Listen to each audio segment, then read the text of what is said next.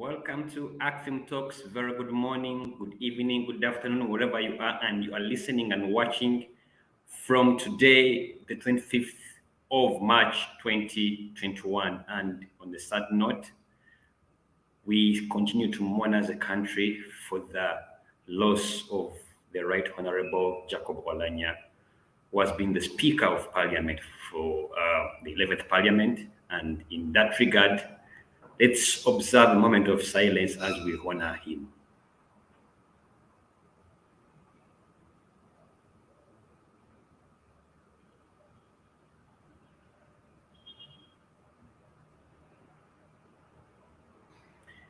And may his soul rest in peace. Okay, today we are discussing a very interesting topic, delay in finding premises for the electoral committee, and this topic has been flagged off by a news report that appeared early in the week. But before we start, allow me to first welcome everybody and encourage you to be part of this conversation by subscribing to our social media platforms. We are live on Facebook. It's down there on the stream, live on Facebook, live on Twitter, and also live on YouTube. And you can be able to send in your questions, your comments, and we'll be able to pick them up. And I'm joined by two gentlemen. So far, one is with me in the studio. We are expecting the second gentleman to be with us anytime soon. But before I introduce them, let me kind of like provide an intro or a context within which this discussion is going to be placed. As you all remember, or if you've been following, that you should be aware that there have been efforts to relocate the headquarters of the Uganda's Electoral Commission to a new home. And these efforts have been punctuated by delays, intrigue, and infighting. In fact, the relocation is intended to pave way for the construction of the first ever flyover in Kampala, the capital of Uganda. This relocation should have taken place by 2019, but the commission requested for a stay on the grounds that they had a general election coming up in 2021. It is now a year and 1 month since the elections were completed, and yet there are no signs of electoral commission moving soon. And this would further delay the completion of the project, and it has serious implications on the cost of the flyover project. It has been reported that a Ugandan taxpayer would incur shillings 300 million daily in fines to the contractor for the delays arising out of EC's continued stay. A whistleblower has raised concerns over unending fights for money by top government officials who have to gain from the deal by selling Electoral Commission their buildings. So far, all the 7 premises presented in the bidding process have been rejected on grounds that they are not fit for purpose. In a later dated 7th March, which I have a copy with me, 2022, this year, the president of Uganda, President Yoweri Museveni, directed all those concerned to resolve the issue. And when you read between the lines, the Electoral Commission seems to prefer an 18-acre property located in a wetland that is valued at 111 billion Uganda shillings. This and much more underpins our discussion for today's ACFIM Talks. Again, welcome to yet another edition of ACFIM Talks. And with me to dissect and understand the issue behind the issue, the story behind the story, I have with me in the studio, been joined by 2 gallant Ugandans. Let me start by introducing Henry Muguzi, who is a regular panelist on this show. Henry Muguzi is an electoral democracy expert and an anti-corruption activist. Is also a researcher and the executive director for Alliance for Finance Monitoring. Henry, most welcome to the show. Thank you for having me, Felix. Thank you. And the other panelists who I have with me is no stranger to such spaces, is none other than Alex Atuhaire, who is a veteran journalist and editor with wealth of experience. He's also an entrepreneur, currently runs the online publisher company, that is Kampala Report, and is also the editorial director at PNL Daily. You are most welcome, Alex, to the show. Thank you for having me. I'm super excited to be in this space. A bit of my, my media background has always been in the legacy media, so I'm really very excited when I come to these spaces, which is the media of today and tomorrow. Thank you so much, Alex. It's good to have you. And let's get this started. And I think I'll start with you, Alex. I'm sure you've been following as an investigative reporter, as a journalist. You must have followed the developments around the Electoral Commission concerning their relocation to a new premise. But there's a lot, what has been reported in the media presupposes that there's more than meets the eye. And going by your background, what is the story behind the story of EC's delayed relocation? What is it that we don't know that we should know? I think, Felix, thank you for the question. And really, it is a valid question. Because when we look at this issue, the EC knew 6 years ago that they should have left where they are 6 years ago. And considering where they are, and they have run the last 4 cycle of elections from that place, it was actually an opportunity that development of a road was going, and it was an opportunity for them to acquire headquarters or premises that can fit the kind of role that they play within our public spaces. Now, it is absolutely surprising that 6 years later, the guys are still there. And I think for me, number one, this is shows the highest level of incompetence in our public offices. Then number two, the question was framed for this show that is it politics or is it corruption? I'm quite very sure that it is a bit of both, but maybe a bit more of the corruption side. I used to be an investigations editor, and when the PPDA was being set up, the effort was to help in corruption, especially in the procurement cycle. And that is how it manifests itself. I have seen the background article. An article appeared in one of the major, on our major media at the weekend, and they have advertised this project 6 times, and they have failed to conclude the procurement. I think no matter how the corruption manifests itself in this procurement cycle, a big project like this one, when the issue comes up, then there are several people, either within the entity or it's outside the entity, who say you cannot. I have seen that one of the prepositions maybe is the premises that they had earmarked is about $30 million, quoted at $30 million.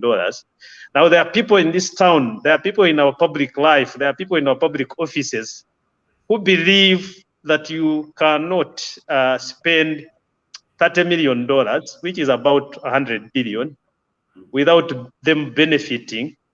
So normally, if that kind of caliber of people fail to benefit from the procurement, then they must frustrate it. My suspicion is that the efforts to look for a home for the EC, it's not actually a suspicion, it's the story behind the story. The the effort for the EC to look for a new home has been frustrated because some people who feel that they should benefit privately from the procurement maybe think that they will lose out. That's what I have heard so far.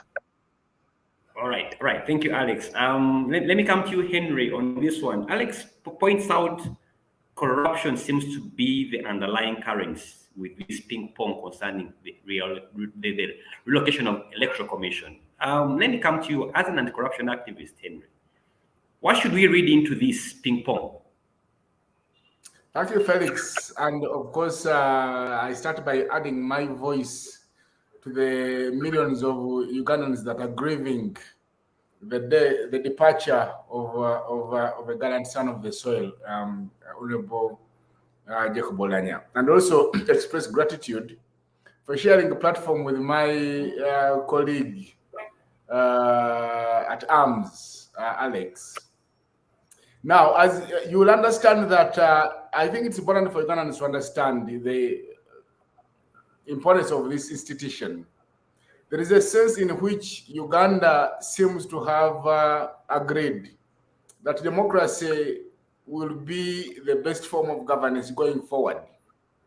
And you cannot have democracy without a body, an institution that stands at the center of it. So the Electoral Commission in this regard is the bastion of democracy in this country.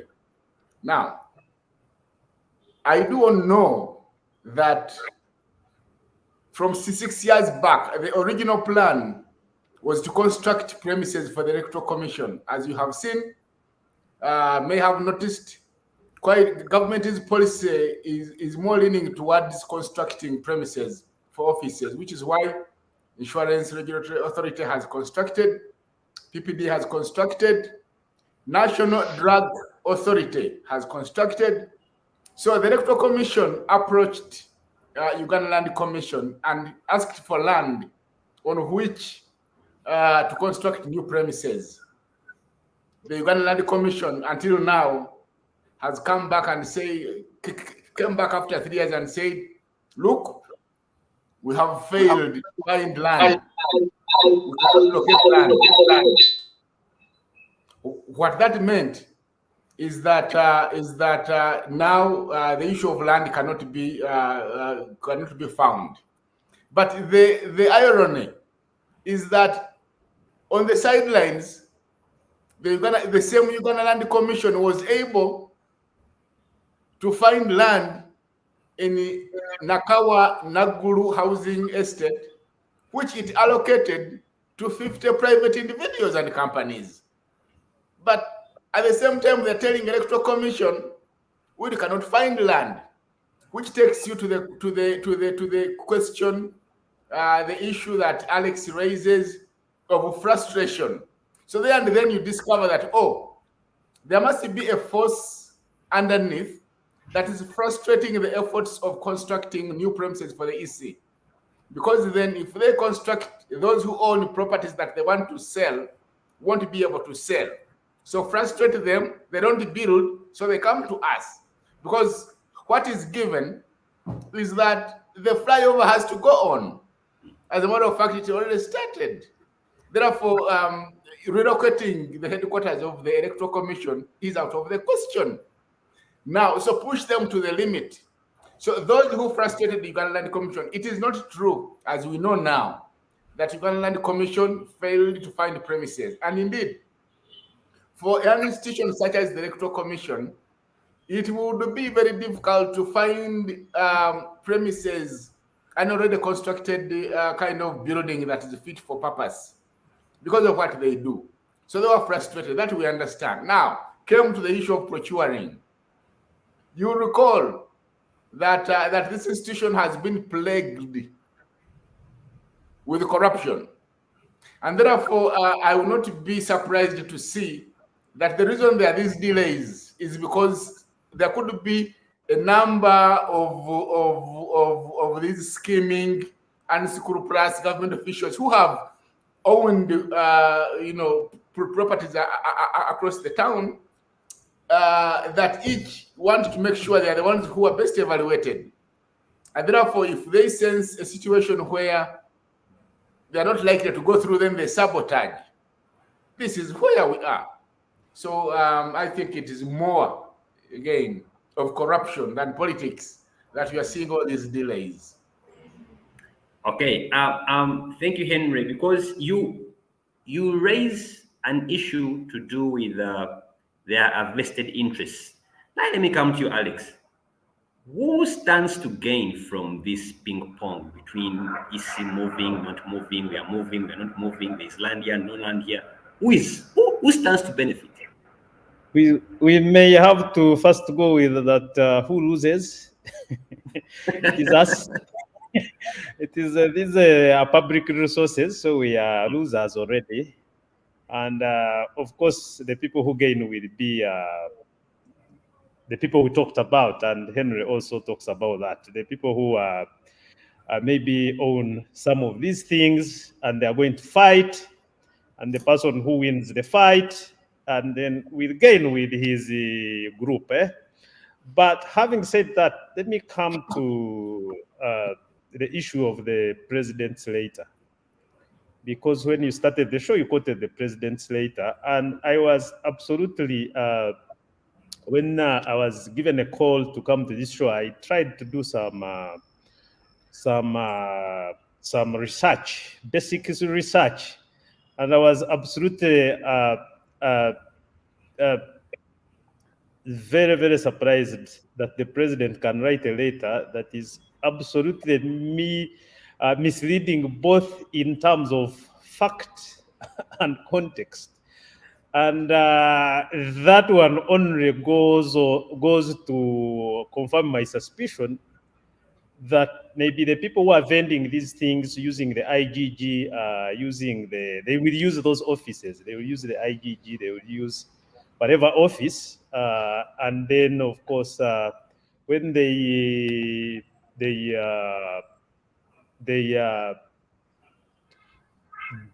get the procurement for their premises to be bought, then they will gain, of course. Just a few people will gain. Yeah, that was your question. Mm-hmm. But I was disappointed that the president's letter writing now visibly to support his friend Dr. Lule, then say the other premise that has been identified is in a wetland.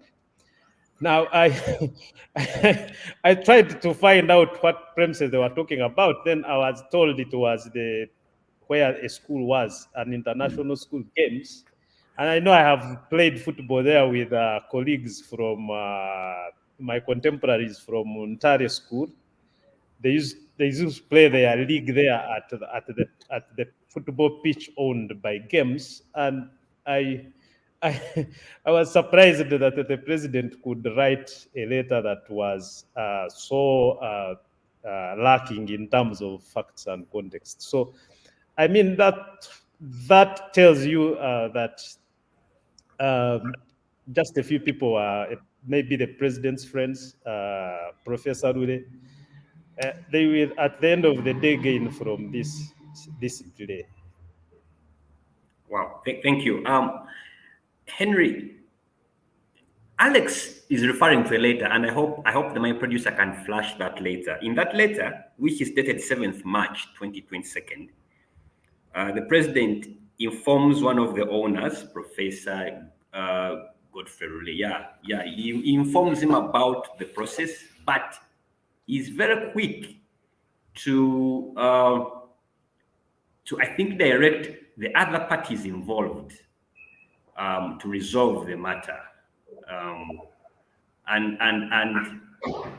I would ask myself, help us understand here, why would the president, who is supposed to preoccupy himself with macro matters, then pick interest in such a micro issue that I think EC can handle itself?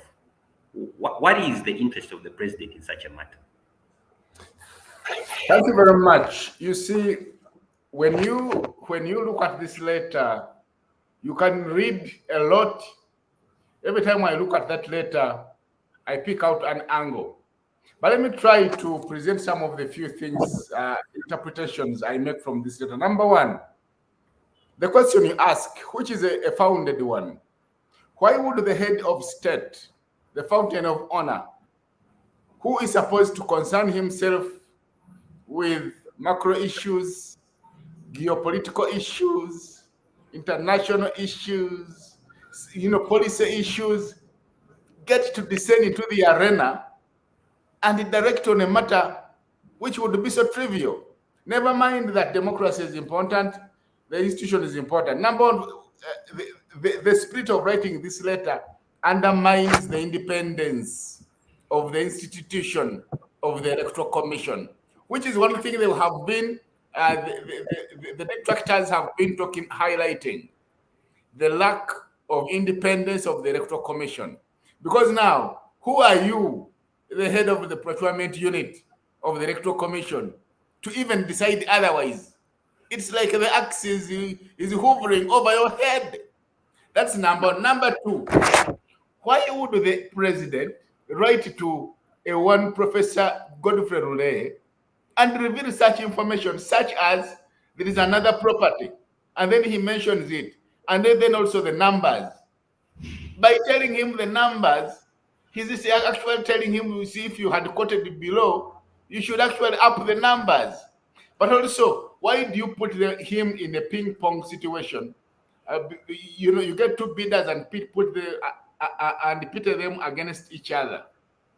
What are you trying to achieve? What are you telling us by writing to you? So who is Lule? How do you relate with him as president? And why is this so much of your interest? What interest do you have as president? Having said that, then there is the other element. I'm saying I'm directing these matters to resolve. Now, look at who he copies this letter to. The Right Honorable Prime Minister. Why is he copying the Right Honorable Prime Minister? Of course, he's the leader of government business. But there's another interesting one. Copies Attorney General. But it goes ahead to copy the Inspector General of Government. The Inspector General of Government is the one who is mandated to probe corruption. Is the president sensing corruption in this matter, or confirming there is corruption? Is he telling the IGG that by copying you in, I am kind of giving you a heads up, or I'm directing you to pick interest in this matter? Why is he doing this? Okay, and then he kept copies, of course, the chairperson of the Electoral Commission. So if you are the chairperson, you've seen the president writing this. You see, when you read the letter, it is like he's directing that I'm directing you, Electoral Commission, to go for the property of my good friend, Professor Godfrey Roulet. This is peddling influence. And influence peddling is a form of corruption. Does the president know that he's engaging in corruption and in an act of corruption? And that said, does the president even know the specifications of the kind of building the Electoral Commission wants? So on what premise is he choosing between Lule and the other wetland? Of course, the other question would be, why would the Electoral Commission want to go into another wetland? But is it even a wetland, or is he signposting wrongly? Which Alex will tell us, because he has played football there. So when you played football there, did you see frogs and fish around? In which case, is it a wetland? That's what he will tell us. But why would the head of state undermine an institution that is supposed to be independent, which has been characteristic over the last 30 years? Because today, if I asked you to point out one institution in this country that is operating independently, that is functioning independently as an institution should, you might fail to locate to mention one. So he has continued with his maneuvers of weakening institutions, which I think is not good. So the spirit of this letter in itself is undermining, disempowering the institution of the Electoral Commission.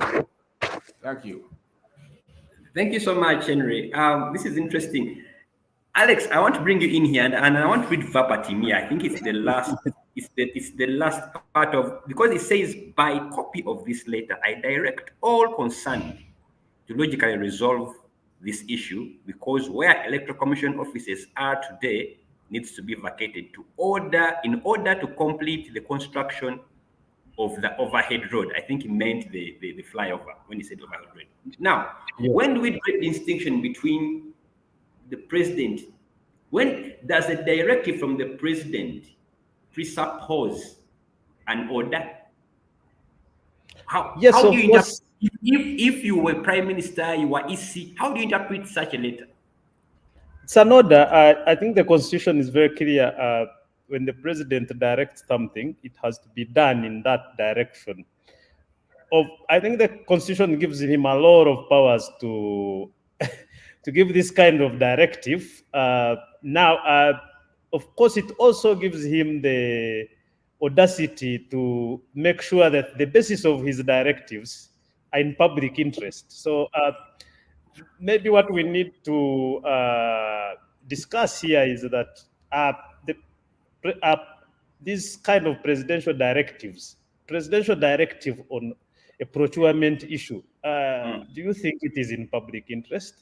For me, I think it is wrong for the president to involve him in procurement affairs of entities, because then he exerts undue pressure on the entities, and they may end up making either procedural or mistakes on the basis of the pressure of a presidential directive. So I think in the first place, we need to discourage the president, though the constitution gives him the authority to issue these kinds of directives. We need to bring it upon the president that involving himself, like in this procurement matter, is in the first place, it's wrong. It's wrong. And it has not happened for the first time. It has happened before. It has happened in different places. I mean, in different government departments. And in some instances, the results have been disastrous. I can point out one instance where he involved himself with the directives in the procurement of helicopters for the army. I think that was in the 90s, in the late 90s. And you know the kind of results that we got because he was trying to protect some of his family friends who had identified vendors for those helicopters. And the army ended up procuring junk helicopters. In that realm, you would think that the president's letter on this matter is something that should be discouraged always. Now, that brings me to the question of whether there is a wetland on the premises that the president, because my panelist, Henry, asked me that, is there a wetland in the place? Yes. I think there's a wetland besides there's a wetland besides the premises that are being talked about, but there's actually no wetland in the premises that are being talked about. In the realm of actually, I don't care who gets the procurement, so long as the matter is resolved in public interest. In the realm of what we are talking about, I think as it stands now, those premises that hosted the school already have buildings and quarters and amenities that can serve as EC warehouses. Now, I would think that when I was inquiring, I did some research. When I was asking one of the reporters who has interfaced with this story, he told me that when these premises were put up by the vendor, and then some people approached that vendor. It is a story I have got from somebody who has researched and written on the story in the media, and said he cannot take all that money, so he needs to negotiate. I think the vendor is stubborn, so he did not negotiate. So I'm told that's how the president later ended, because they told him, if you do not, then we shall use some other authority, and you will not be successful. It is something that can be verified by whoever wants to verify it, but it's something that I have heard. Then I'm told that is how the president's letter resurfaced, because there is somebody who wants to benefit from the procurement and they are not able to benefit, and they say, let's stop it. So that is the kind of confusion that we are talking about. Alex, is that person internal within EC, all these other outside forces that control what happens in EC? I am told it is some outside forces that controls what happens in the EC. So they are the ones who actually have the capacity to influence what the president writes. That's a wetland. And I'm afraid that the president's letter is lacking in terms of facts. In terms of facts, it is absolutely lacking. So that's what surprises me. But what frustrates me more is that a government entity for 6 years is not able to deliver on a procurement like this. Okay. We are going for a break, but when we come back, we'll pick it up from there. Because again, I need to quote something concerning the way the president reports about the wetland, because there's something in there for us to mull over. Let's go for a break, and when we return, we pick it up from there.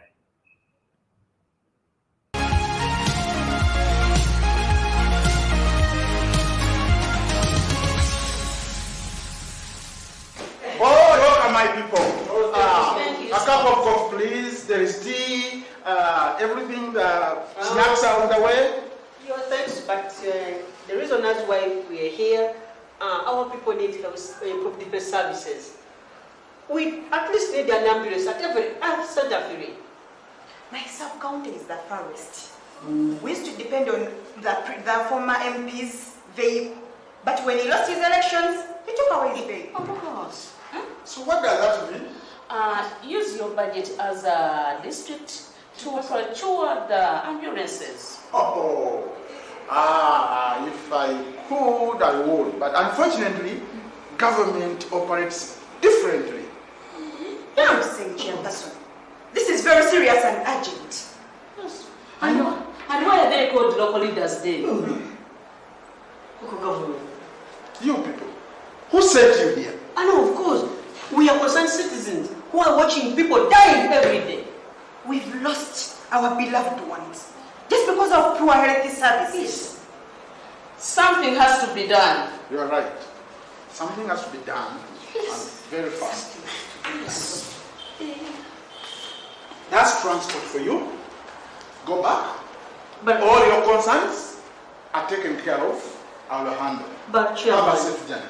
Thank you so much. but this man seems to undermine our cause as to why we're here. No, don't misunderstand me. This is just transport, no strings attached. Chairman, we came here to discuss and find solution to our problems. But it seems you don't want to engage with us. Let's go and mobilize people, and you will see how serious we are. Good citizens, let us always hold our leaders accountable. Leadership is a service, not a privilege. Contribute today at www.politicalfinanceafrica.org/donate.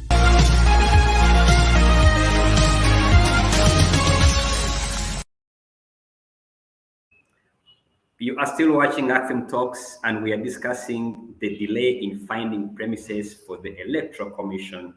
Is it politics? Is it corruption? You can be part of this discussion by sending in your requests, your questions, your comments on our social media platforms. We are live on Facebook, ACFIM, on YouTube, ACFIM Uganda, and our Twitter handle at ACFIM. We'll be able to pick them up. And with me, I still have Alex, who is a journalist, but also an entrepreneur.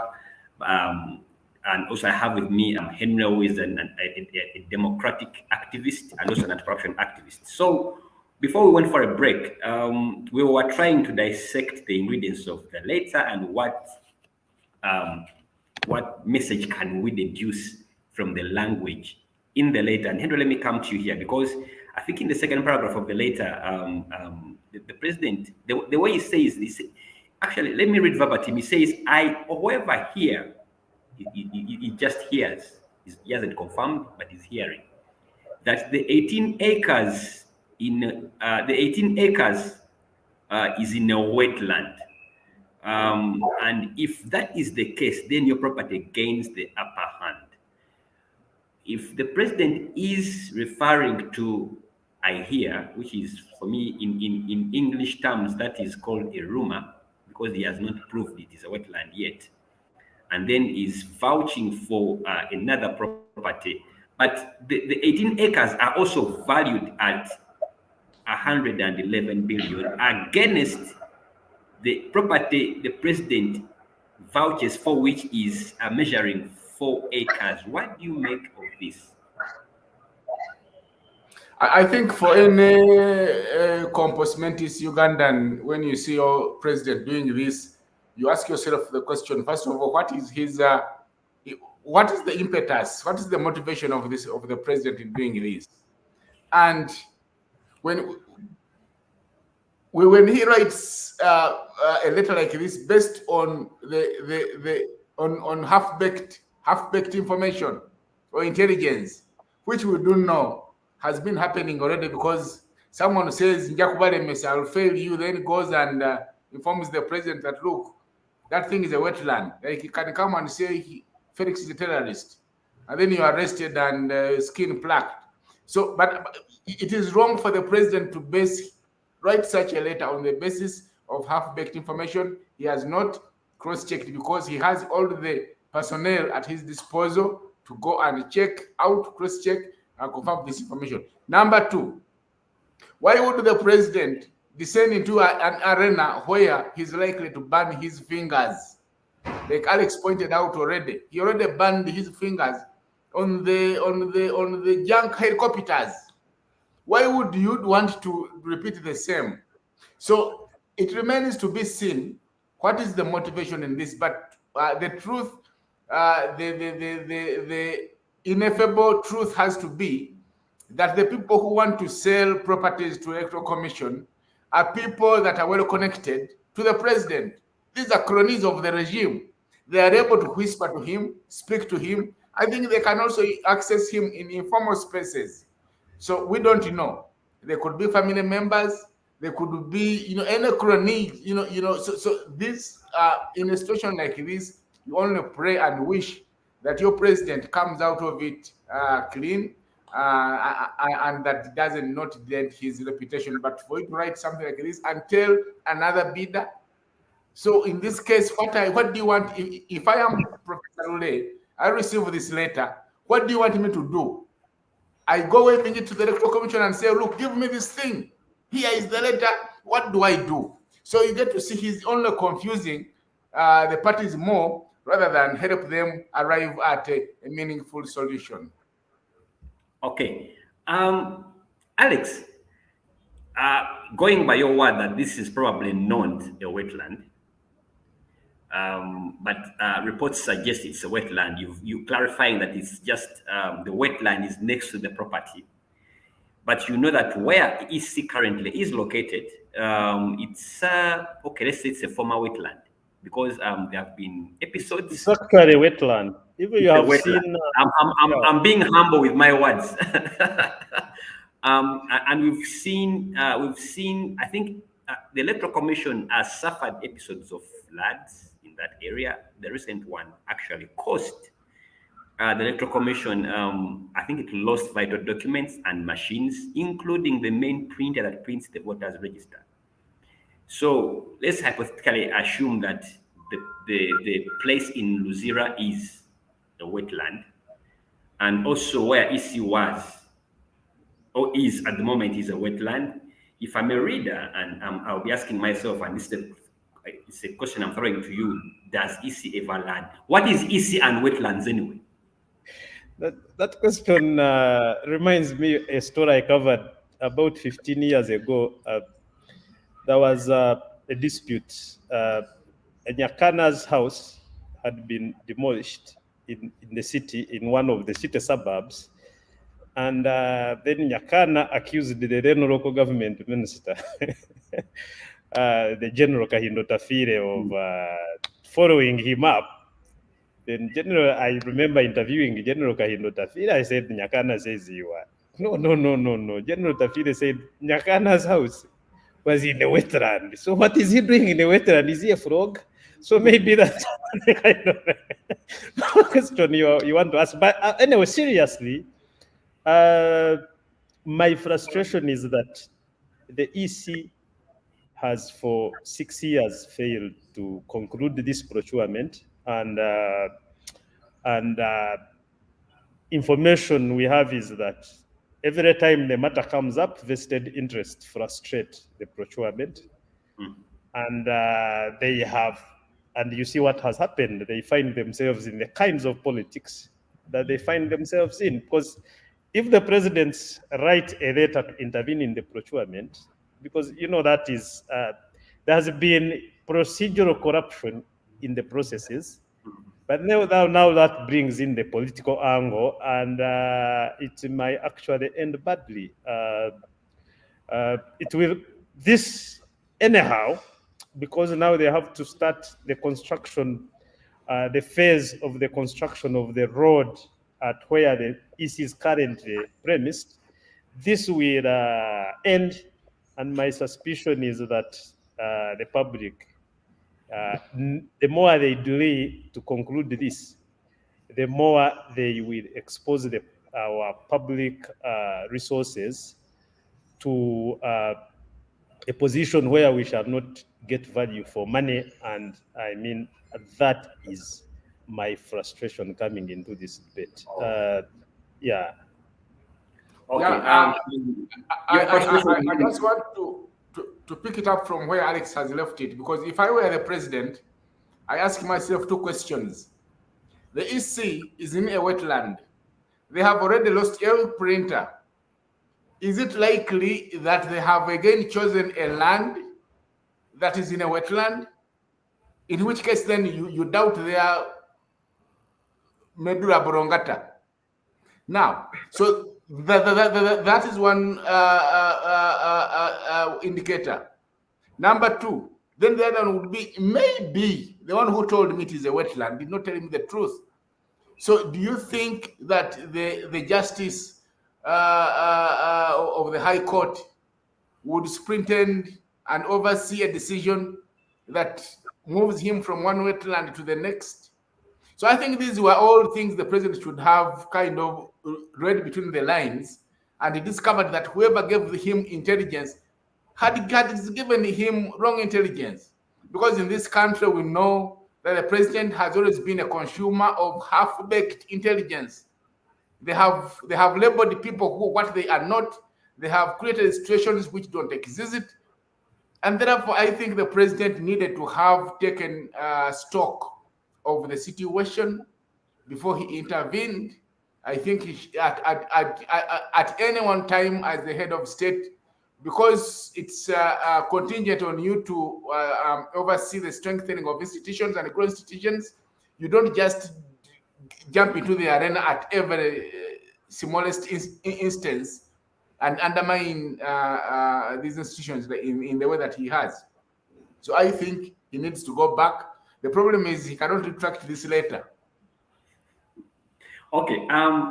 Let me first continue with you, Henry, on this one, because on many occasions we've seen the president kind of like disregarding procurement processes and either directs, and doesn't seem to be an enthusiastic person who believes in procurements, either through experience that they tend to not necessarily deliver the expectations. And this raises a question whether procurements of such nature, because we saw this, Alex talked about the helicopter deal. I remember the national ID deal. The president had a hand in it. I mean, you can quote a couple of them. Should we say that when it comes to procurements of such nature, probably the directives of the head of state might solve the problems that come with the politics and the corruption around procurement processes? Thank you. You know, it's a known fact that corruption is so pervasive in this country that it has eaten up all the institutions, all levels, all hierarchies. And so and we also know as anti-corruption activists that that procurement is the most common but also publicized face of corruption. Whenever there is corruption, whenever there is procurement, that's a hotbed for corruption because that's where the big monies are. And we also do know that many unscrupulous businessmen, but also political businessmen, would target government because government is the center for all sorts of, all manner of big ticket deals. And therefore, the procurement of the headquarters of procurement is one such big deal. And therefore, you would not be bewildered to find that corruption is at play here. Now, so and of course, the president has been frustrated for the longest time because of the corruption that has been ongoing over the last so many decades. And therefore, I think on one side he could be right, because you see, you reach a situation where you do not know who to trust. The technocrats are as corrupt as the politicians that sprinted over these government institutions themselves. And so in this case, what do you do? It's also likely that they are going to procure a premise, and when you leave it in their hands, you are going to be awakened to a very a flashing headline in the newspapers telling you that the property that was procured, it does not reflect value for money. So how do you handle this? So I think it goes back to what the president has to do in terms of ensuring that he expresses political will to fight corruption. But as Betty Kamya will tell you, the new IGG, that political will has remained lacking. And because it is lacking, corruption has continued to blossom and thrive. And because it has done that, it has bedeviled all sorts of procurement. Now, for I would only imagine that whoever is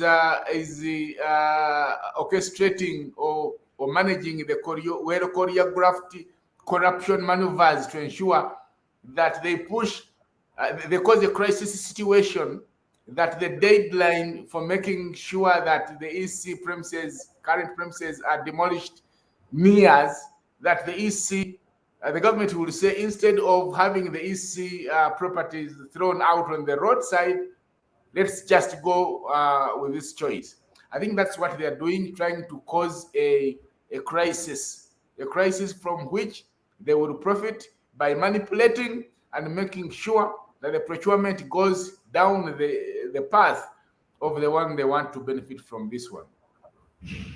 All right. Interesting. Alex, I needed to add my voice there. You want to add your voice? Please proceed. Yeah, but the context of the president's intervention in these things, I am aware that the Constitution gives him the authority to intervene. But the way he intervenes really is, for me, is wanting, because it does not show, I agree with Henry, it does not show that will to protect processes, to protect institutional integrity. Because now, for example, because I mean, the basis of which he intervenes, now he is writing to a bidder and saying, you can imagine that I think now your property takes an upper hand. And a line coming from a presidential directive. Really, is this the way he should be dealing with this kind of issue? If I was to work for him, and I was to be the one who originates this kind of letter, and I think it passes through the legal processes, maybe the president's authority limits him to direct the EC maybe to make sure that this matter is handled within a certain timeline to save public resources and within the right processes and procedures. But now to support either openly or cleverly support one bidder against the other, I think is something that we should all discourage. And for the people who work for the president, they should be able to tell him that this kind of, I don't know if it's open to that kind of advice, that this kind of directive actually worsens the situation, because it does not offer the confidence to resolve anything, and then it opens up the entity to all kinds of political interpretation. And I am sure that his intervention has caused more problems than he was supposed to help. So I agree with Henry that we demand and expect that our president shows that kind of will, political will, to respect processes that protects public resources from being unfairly allocated and ending up into corruption havens. One more question, Felix. One more question. I think this is also important. In Uganda, we have seen people fronted as owners of things when they are actually not the beneficial owners. So I do not know whether the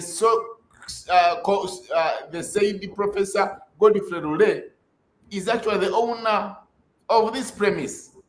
It could be, I am not disputing that he's not, but maybe, just maybe, the force that is behind the originating of this letter, hiding under Rule and making sure that they short circuit the process, could be the real owner, and Rule could just be a front. We've seen this in this country. Henry, your suspicion are absolutely valid. On paper, of course, we know that Professor Rule is fronting a property, but it has happened before that people come to buy a public bank, the Uganda Commercial Bank, and behind them there is something else. It has happened before.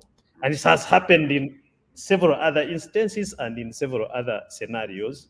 So when you see the president writing, and I cannot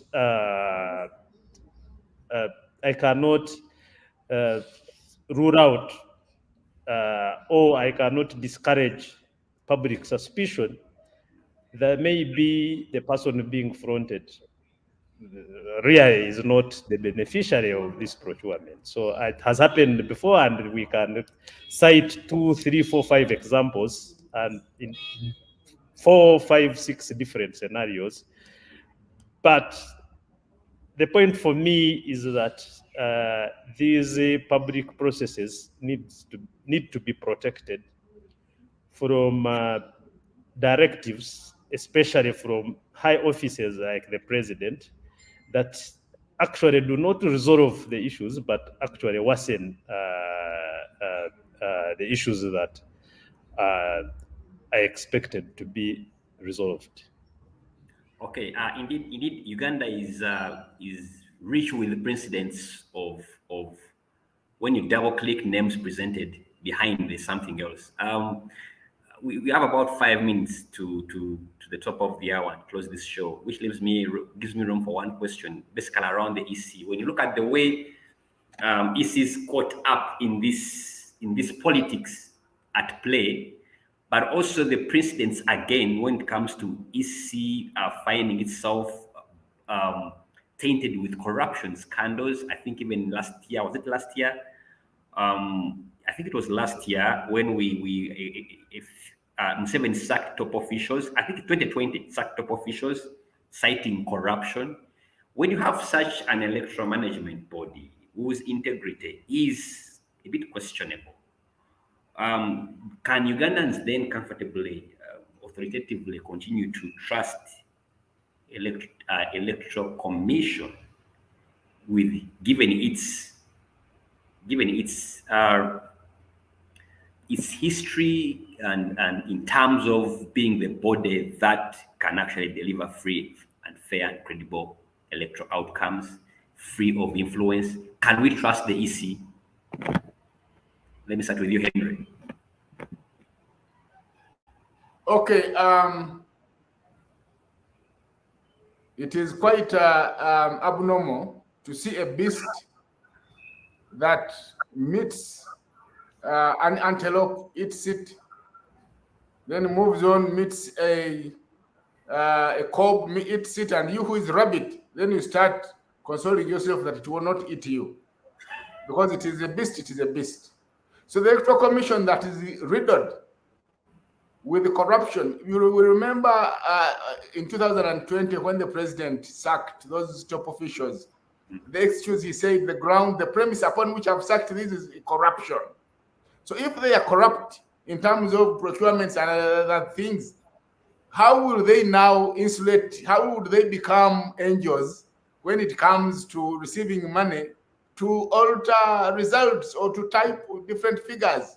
So the corruption, you cannot say corruption is there, but it stops only on procurements. It may also be overlapping into the procurement process, and therefore the image, the integrity of that institution is at stake here.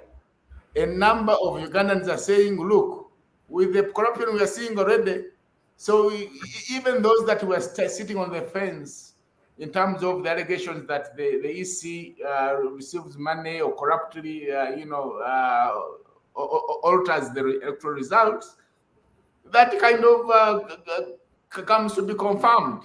And therefore, I think the credibility of that institution becomes wanting. And I think a lot has to be done to restore public trust in that institution. Okay, Alex, to you, does this letter insulate Electoral Commission from the influence of the president just beyond procurement? No. You know the way the EC is supposed to deliver free and fair elections, and it's supposed to be a neutral body. But the way it is constituted has been a contested issue, and that's where, firstly, where the lack of public trust in it comes from. There are people who are contesting elections in different sets of elections, in different coming from different backgrounds, and they do not trust that because the way the EC is constituted, then they are able to deliver on their main mission of delivering free and fair elections. So year in, year out, in terms of the cycle of elections, the EC has been accused. I think as far as 1996, even Semogere, when he lost 1996 elections, because of the way the commission is constituted, he complained about the fairness. And so the EC has been actually accused of acting corruptly in terms of how they deliver, especially the general elections and presidential elections.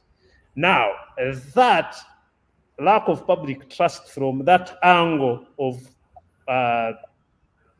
where they are not able to confidently deliver on their main mission has translated into the operations of the EC, in that the people who are taken there then, having known that the public perception of their credibility is negative, then when a procurement like this one comes up, it is time. Sometimes that's what happens. You may have to accept that. Then they see that it's time for them to reward themselves, because a cycle of elections will be coming, and then they know they will be at the public battling, and they have to reward themselves by gaining from these big procurements. Some of them include printing of properties like the ballot papers, and you have seen all those stories have always come. So I am quite sure that coming back to your question, that the public does not believe that an EC that is not able actually in the first place to deliver a confident and trusted free and fair election is able to deliver on a procurement process like this and protect public interest. Thank you so much. There you have it. Can I add something small, Felix? 1 minute. Okay. It is also going, I think we need to get pressure to bear on the president to convince Ugandans that whereas he's able to intervene into the processes of the Electoral Commission on a smaller matter of procurement, he will be able to refrain himself to intervene in the Electoral Commission processes when it comes to electoral results. Because you cannot be a lizard today, a crocodile today, and then become a lizard tomorrow. So if you are behaving like this on procurement and you are intervening like this, what about on the other matter that has higher stakes, the matter of electoral results? We need to be assured on this one. Thank you. Yeah. All right. Thank you so much, Henry. That was Henry Muguzi, the electoral democracy expert and an anti-corruption activist and a researcher. And also we're joined by Alex Atuhaire, who is a journalist with a lot of experience. He's also an entrepreneur, runs the Kampala Report, which is an online newspaper, and also he's also the editorial director for PML Daily. It's been a very interesting discussion. It's good to have you once again. And my name is Felix Afuma, who was the host, and we were discussing delay in finding premises for the Electoral Commission. Is it politics or is it corruption? Till next week, bye-bye, stay safe. God bless. Thank you, Felix, and bye.